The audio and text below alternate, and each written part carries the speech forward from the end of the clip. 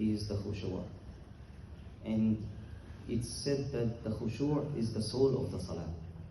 So if there is no khushu' in salah, salah is just a body. It's just, kind of series of movements. It doesn't have the soul. It's like body without soul.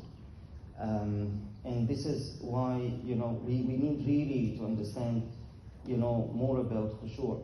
And if we trace how khushu' is used in Arabic, it will give us some meanings of how we should go there, how can we get there to be khashi'in in our salah. And that is not, it will not happen overnight. It requires long journey. It might go for tens of years, not even, 10 years. And as we narrated that Thabit al-Bunani, the great tabi'i, the great follower, he said that I have been, doing my best to get khushu' in the salah for 20 years, till Allah has granted me, subhanahu wa ta'ala has granted me khushu' for another 20 years. So 20 years spent just, trying to get there, So one of the meanings of the khushu' in Arabic, which is used in Quran, وَتَرَى الْأَرْضَ خَاشِعَةً, Allah used this in the Quran. He said, you see the earth khasha'. So how the earth would be khasha' in Arabic means it's barren, there is nothing over it, you see an earth with nothing on top of it, Allah says فَإِذَا أَنزَلْنَا عَلَيْهَا الْمَاءَ اهْتَزَّتْ وَرَبَتْ. So then when the water will come, it will vibrate and then it will grow, So if we apply this to our heart, when we are in the salah, our heart should be barren. Nothing but Allah subhanahu wa ta'ala. Nothing. So all these worldly things, nothing. You look at the heart, nothing. Except, watching Allah subhanahu wa ta'ala, monitoring Allah subhanahu wa ta'ala. So, and this is the very first, step. So we need really to have, our heart empty from everything except, that we are before Allah subhanahu wa ta'ala. And, it's narrated by, in Musannaf ibn Abi Shayba, and there is big talk about this hadith by the hadith scholars. And, most hadith scholars are saying this is not a hadith, this is the saying of Sa'id ibn al-Musayyib, one of the great tabi'is.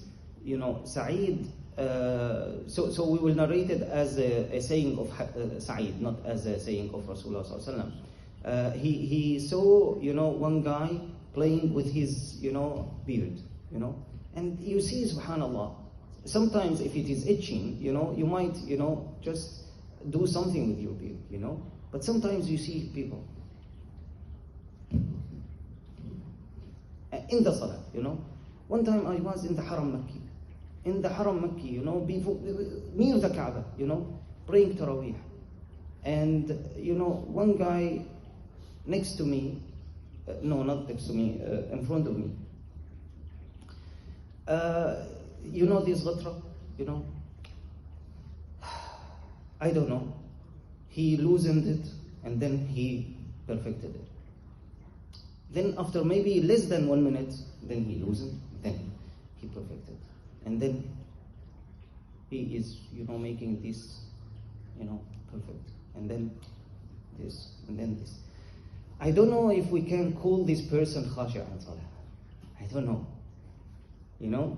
So first ever thing, again, I don't go into fiqh masail, but first ever thing is to see someone who is submitting, at least his body. And that is again the first step. So we submit our body, means our body, should really look like if we are standing before Allah subhanahu wa ta'ala. This is the first thing, And this is why some of the tabi'een said, if before the salah you don't know who is next to you, and during the salah you came to know who is next to you, then you are not khashi'ah. Because you are concentrating somewhere else. So we need really to make our heart, first with the salah. And before that we need to make our body. You know, and this is why when Sa'id ibn Musayyib saw this person, you know, playing with his beard, he said, if his heart is submitting, his limbs will follow. You know? So if his heart is realizing that we are standing before Allah subhanahu wa ta'ala, then our limbs will get in line, you know.